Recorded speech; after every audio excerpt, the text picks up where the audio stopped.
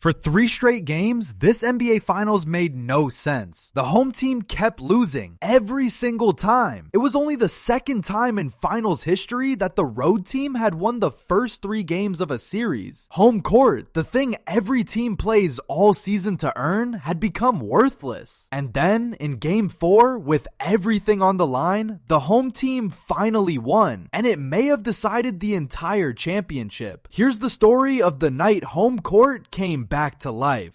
Here's the path. First, the strange pattern, how the road team owned the first 3 games and why that almost never happens. Then, the turning point, Game 4, where the home crowd finally mattered. And finally, why that one result, the home team breaking through, might be the swing that wins the series. Every fact here is verified. Let's lay it out. This is Game is Culture. If you like the trends underneath the scores, hit subscribe. We're chasing 1,000, it's free, and it helps a ton. Now, the strangest pattern in this finals. The pattern. The road team kept winning.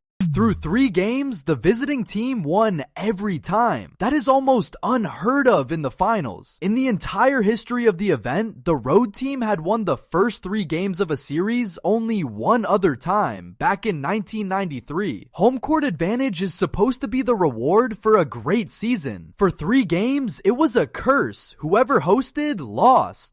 Walk the series. The visitors stole the opener. The visitors took Game 2. Then the Spurs went into New York and won Game 3 on the road as well. 3 games, 3 road wins, 0 for the home teams. The pattern was so strong, it started to feel like a rule, like whoever woke up in their own bed was doomed to lose that night. And there was a reason behind it, not just randomness. The road teams kept landing the first punch, setting the tone and quieting the building before the crowd could become a factor. A nervous home team trying to live up to its own fans is a real thing in the finals. For 3 games, whoever was visiting played looser and whoever was hosting played tight. That's how a pattern like this builds. Game 4, the pattern almost held. And in Game 4, the pattern looked dead set on continuing. The visiting Spurs walked into New York and built a 27-point halftime lead, the kind of road beatdown that had defined the whole series. At the break, it looked like a 4th straight road win and a 4th straight silent home crowd. The curse of home court appeared to be alive and well.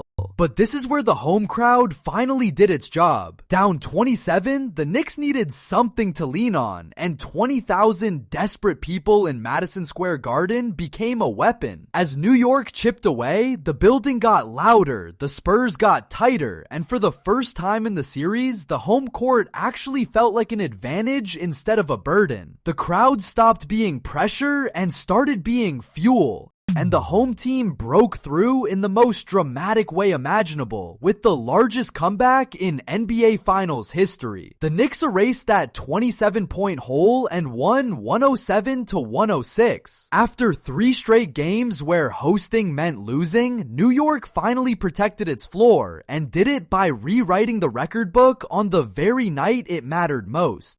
Look at the contrast that defined the series. For 3 games, the road team won and the host went home unhappy. In Game 4, the script finally flipped. The home team found a way, fueled by its crowd in the biggest moment of the series. One result broke a pattern that had held since the opening tip. Why the timing is everything. Here's why breaking the pattern in Game 4 is so valuable. If home court actually matters again, the math shifts hard toward New York. The Knicks now lead the series 3-1, and crucially, a potential Game 6 would be back in their building. If holding serve at home is suddenly possible, the team with the lead and the friendlier remaining schedule is in the driver's seat.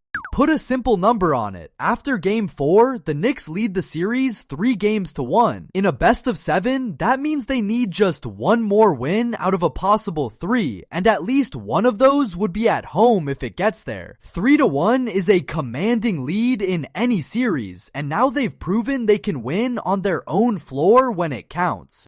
There's also a psychological piece. For 3 games, both teams were comfortable playing the villain on the road, free and loose with nothing to lose. Now the Knicks have shown they can also handle the weight of protecting home court, the harder mental task. Winning at home in the finals with a crowd expecting it is its own skill. New York just proved they have it. the next test. But the pattern gets one more test immediately. Game 5 is in San Antonio, which means the Knicks are right back on the road, in the exact situation where road teams have thrived all series. If the road magic returns, New York can close it out on enemy ground. If home court is truly back, the Spurs protect their floor and force a Game 6. Game 5 tells us which trend is real. And that's the fascinating tension. The Knicks would almost prefer the road pattern to continue because they're the visitors in Game 5. The Spurs need home court to finally mean something, or they're done. So both of this series' biggest themes, the road dominance and the Game 4 home breakthrough, are about to collide in one elimination game.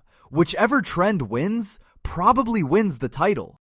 Step back and the story is simple. For 3 games, this finals belonged to the road. One of only 2 times that's ever happened. Then, in the single most important game so far, the home team finally stood up, rode its crowd, and authored history. Home court didn't matter for a week. Then it mattered more than anything. At the exact moment, a championship was on the line. So that's the turn. A finals owned by the road. Until the home team finally broke through with the greatest comeback the event has ever seen and grabbed a 3-1 lead. The question now is which trend wins out? Do the Knicks close it on the road in Game 5, or do the Spurs finally make their home court count? Tell me below. And if you want every angle of this series, subscribe and join the family.